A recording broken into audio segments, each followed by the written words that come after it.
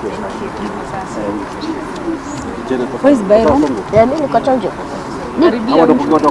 this opportunity to welcome the media houses present, the members and persons with disabilities drawn from different types of disabilities across the country and different counties. I would wish to take this chance to welcome all of us to this occasion.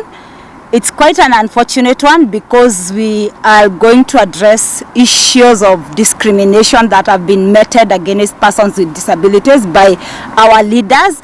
And I welcome you to the press conference. I am going to start by reading the press statement by persons with disabilities concerning attacks by Junet Mohamed on Senator Mwaura on the basis of disability. We persons with disabilities drawn from various organizations within the 47 counties of Kenya, aware of the many years of neglect, abuse, torture and discrimination against us, cognizant of the negative attitudes and derogatory manner in which we have been referred to for a long time, appreciative of the fact that those persons who hold high political offices have a great influence in our society, informed by the provisions of the Constitution of Kenya, Articles 27, 54, 81, 90, 97, 98, 100 and 177 on the need to fight discrimination, equal opportunity and fair treatment for all persons with disabilities of various categories and types, do hereby wish to state as follows that 1. We wish to condemn in the strongest of terms possible remarks by Junet Mohamed that Senator Isaac Mwaura breached his skin in order to be nominated to Parliament. This is not only an affront to the person and character of the distinguished senator as our representative, but it is also an abuse of the dignity of all of us collectively. An abuse to one of us on the basis of disability is an abuse to all of us. That persons with albinism are human beings who are created in the image and likeness of God and therefore deserve respect, honor and dignity just like any other Kenyan. To insinuate that Senator Mwaura breached his skin in order to get nomination to Parliament is not only discrimination on the basis of disability, but also an incitement to the members of the public against persons with albinism, especially the little innocent children who are in school who have to endure a lot of ridicule from peers and members of the community. We want to know what ritual did Junet do to get into Parliament. Which gods did he appease and at what cost? That it is due to the statements and beliefs such as those issued by and many other African countries.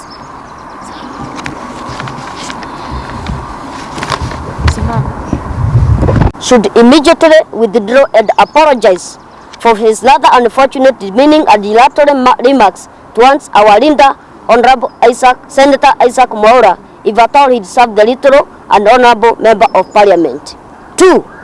That we shall institute an official complaint to the National Question and Interrogation Commission, NCIC, and the Directorate of Criminal Investigation, DCI, against Junet for contravening Article 27, Article 54, and Article 81 of the Constitution, and the provisions of the Persons with Disability Act and any other relevant laws. 3. That we call upon the National Commission of Human Rights, KNCHR, National Gender and Equality Commission, NGECK, and other human rights bodies to join and add their voice in this heinous act. 4. That Junet should desist forthwith from issuing any further utterances that shall be construed to demean, defame, and misrepresent person with albinism and indeed any other disability in his public pronouncements. 5.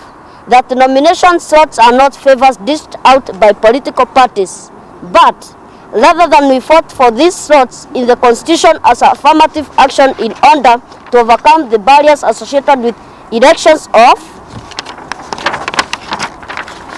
persons with disability into Parliament due to persistent stigma and discrimination. We too have a right to be elected, just like any other person, and urge Kenyans to elect as many persons with disability in the next elections as a means of ensuring that such discrimination's sense of entitlement is done away with. 6. That political parties are only custodians of the nomination slots, since they are the vehicles through which power is acquired through the legal means.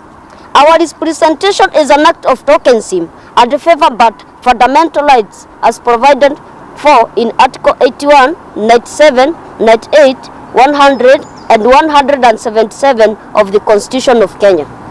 We also take note of the discriminatory manner in which Jubilee Party wants to expel our distinguished senator to serve as an example to other spurious changes. 7. That Senator Mwaura has been not only our voice and face in Parliament and our country's politics, but has stood out as one of the best legislatures legislatures in this country and beyond. Currently, he has sponsored highest number of bills in the Senate, as has been awarded several for his exemplary work. That we stand strongly and solidly behind our leader Isaac Mwaura, who deserves to be accorded the respect and dignity that he deserves, just like any other leader. We are deeply concerned that Junet's outbursts come on the heels of the merciless killing of our brother Christopher Delito Gashari, a wheelchair user who was knocked down and smashed by 3 GK vehicles of VVIPs. Yet the police are covering up the real identities of those powering men. This leaves us to wonder if we are persons with disability are children of lesser God. Finally, we wish to tell Junet that he may have constituency with geographical borders of Suna, but Senator Mwaura constituency is vastly spread the hearts and minds of over 5 million persons with disability and their families and allies that he represents. We should be engaged not by the color of our skin, our working style, or any way of communication, but the strength of our character and what we stand for on an equal basis others. We too are Kenyans. This one is sent on 7th February 2021 here in Nairobi. Close my remarks. Amshi ya kudharau watu wenye albinism, na kwa sasa nataka kwanza nizungumzie zaidi albinism ni nini. Niseme kwanza watu wenye albinism hawajajibreach. Albinism ni hali ya asili ambayo inatokana na mtu kuzaliwa bila rangi ya asili ambayo tunaita melanin. Tofauti ya mtu mwenye albinism na mtu mwingine yeyote ni ukosefu wa rangi ya asili kwenye macho, kwenye ngozi na kwenye nywele. Kwa hivyo mkiona watu wenye albinism kwenye mitaa yetu ama huku tukiungana na watu, msifikirie tumeenda tukakunywa dawa fulani ndio tukue weupe. Kwa hivyo natumaini kuwa matamshi yetu ya leo yataweza kuhamasisha jamii ya Wakenya ya kwamba watu wenye albinism ni watu sawa na ni watu ambao wana haki kama Wakenya wenzetu. Kwa sasa nitawapatia wenzangu hapa. Kuna kwa mara nyingi watu wa media inakuwa tatizo sana na wakati tunafanya kazi na watu ambao wako na ulemavu wa kusikia. Hayo kando, tunasema kwamba wakati tunafanya siasa, tafadhali tuweke heshima na taadhima kwa watu walio na ulemavu. Haya matusi ambao tunaelekeza kwa watu walio na ulemavu si jambo jema. Mimi kama mtu aliye na tatizo la uwezo wa kusikia, nimeghadhabishwa sana na yale maneno ambayo yametendeka. Tangu kitambo tumekuwa tukitukanwa kama watu walio na ulemavu. Tumechukuliwa kama watu waliolaaniwa, tumechukuliwa kama watu ni ombaomba tu, watu wametuona na dharau. Hayo ni mambo ambao viongozi wetu nitakana wawe vielelezo vyema kwa jamii. ndugu yangu Junet, ulivyofanya makosa, na nakwambia wazi hayo makosa. Hivi juzi tayari kulifanyika kwamba umeelezewa mtu mmoja aliyekuwa na ulemavu aligongwa na gari akafa. Na hayo mambo yake yameekelewa kando ni kama hayana maana. Hatuwezi endelea hivi. Hatuwezi endelea hivi. Sisi kama Kenya tuko wapi? Sisi ni wa Kenya ama tuko dunia gani? Heshima lazima idumu. Watu ambao wana albinism wao pia ni kama sisi. Wewe unavyowaita hivyo unadhania watoto wengine watawaitaje? Hivyo si sawa. Lazima tuwe vielelezo vema katika jamii. Statement that have been said, that have been received not well by the community of persons with disability. For a longest time we have been suffering from aspect of stigmatization that have been directed towards persons with disability. And that is something that we need to avoid. We need to tell our honorable leader Junet Mohamed whatever statements he said were wrong, and we fully condemn whatever he said. The Article 54 of the Constitution is very clear when it comes to the rights of persons with disability, the dignity that has to be upheld. Him as well as other leaders who are doing the same, we are warning them and asking them they need to show us respect as persons with disability, because we are as they are.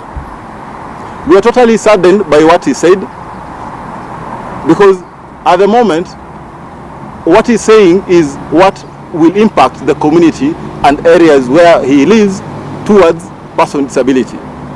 Honorable Junet, you must withdraw the sentiment that you did that are against towards person with disability. Thank you. Asante sana. Yangu ni kusema tu machache kuhusu statement ya Mr. Junet Mohamed. Msione kama tumekusanyika tu hapa kwa sababu Junet Mohamed ameongea hivyo peke yake, na sio kwa sababu ya Mwaura peke yake ile. Tumekusanyika hapa kwa sababu sisi watu tunaishi na ulemavu tunapitia mambo mengi sana, na watu wenye kwa uongozi na watu wenye kwa serikali tunapitia. Unapata wafanya kazi hata wanapitia mambo mengi sana. So kile najaribu kusema na Junet Mohamed, kama unafanya siasa zako, fanya siasa zako, achana na status za watu, achana na maumbile za watu. Fanya siasa zako peke yako. Ukimaliza na siasa zako ndio wewe ukuje ongea kuhusu mtu.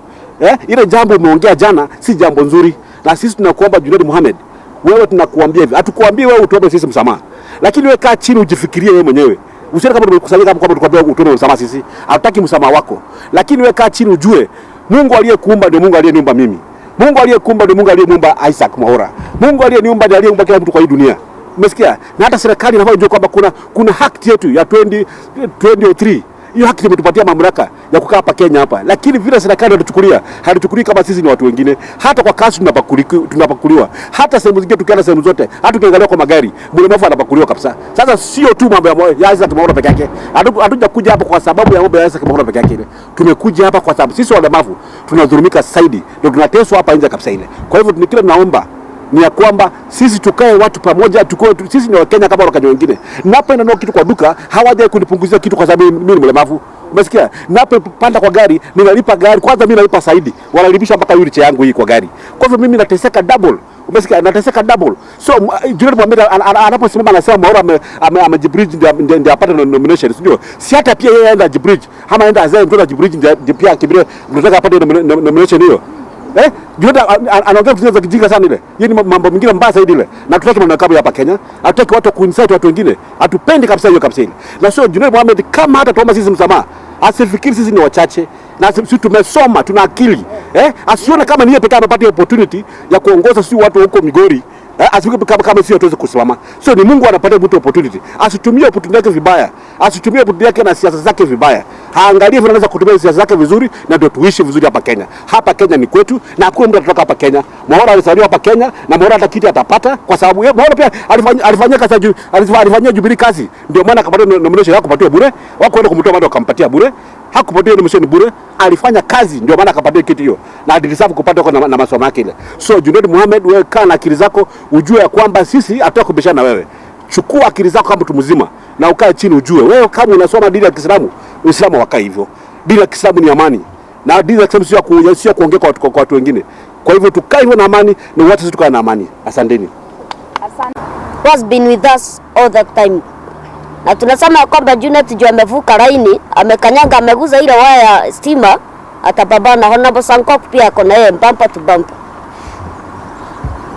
He must apologize not just to Senator Mwaura but to persons with disabilities of this country, because as a member of parliament he has an obligation to protect and to represent all members of his constituency, and by extension he went beyond his constituency to a different one.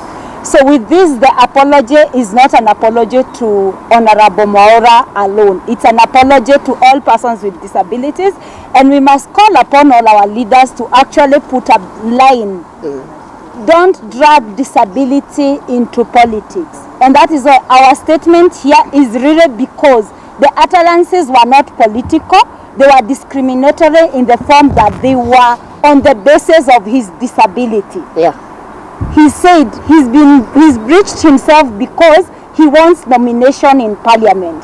So clearly he used his disability to further discriminate him or to hurl more insult. So the apology has to come, and if it doesn't come, we will follow up with relevant government entities, the Kenya National Human Rights Commission, the National Cohesion and Integration Commission, and all other like-minded bodies that ensure that all Kenyans are treated equally with humanity, dignity, and respect. Yeah. Go through Honorable Mwaura, Honorable Sankok, and then you come, he will reach to us. And it is also an open call to parliamentarians. If they want to understand what they talk out there in public, we as the disability community are willing to sensitize them. Even in Bunge, in parliament, we will go there and sensitize them so that next time, because he could not be understanding what albinism is, and he used his ignorance on that line. So we are open to sensitize and educate him and others who think in the same line. So I think there's actually kile naweza kusema sauti kile naweza kusema mimi kama mimi binadamu, kama albinis mwenzangu, hiyo ndio kitu ninaiuliza. Tutaona albinis wakidhulumiwa tukiwa tuko, na kama alikuwa anataka kumdhulumu, watatuona hapo hiyo parliament, tutaenda tufike hapo na tunakuanga kitu kimoja. Kwa nini kudhalauliwa ama kuitwa albinis? Hiyo ni kitu ya mbaya sana. Mama zetu wako tumia Mungu balua tusaliwe hivyo. Hiyo ndio kitu nasema, na ni kama hiyo kitu ni mapito, na ni mara nyingi watu wale wako na nguvu wakiongea kutuongelelea sisi wenyewe. Ama mtu akikuja anatema mate akikuona, hiyo sio vizuri. Tuiko binadamu na tuiko na uwai kama wale wengine. So that being the case, I think all of us mine is just to put emphasis on what my colleagues have said, that is so disgusting, is so annoying, and is so shameful to see our leaders discriminating other leaders on the basis of their disability. And it's not our fault to be where we are, to have the disabilities that we have. It's only God who knows why. So for Honorable Junet Mohamed to go to an extent of abusing another member of our parliament, who is Senator Mwaura, on the basis of his disability is so bad, and we condemn such utterances because it's so disgusting. And even for the parents and guardians and caregivers of those people with disability, it's so unfortunate that our leaders who have persons with disability within their constituencies can go to an extent of abusing this group. So as leaders, as we engage our mouths, let's also engage our brains, so that whatever we speak on those stages, on those podium, is affect watu wengine on the basis of their disability.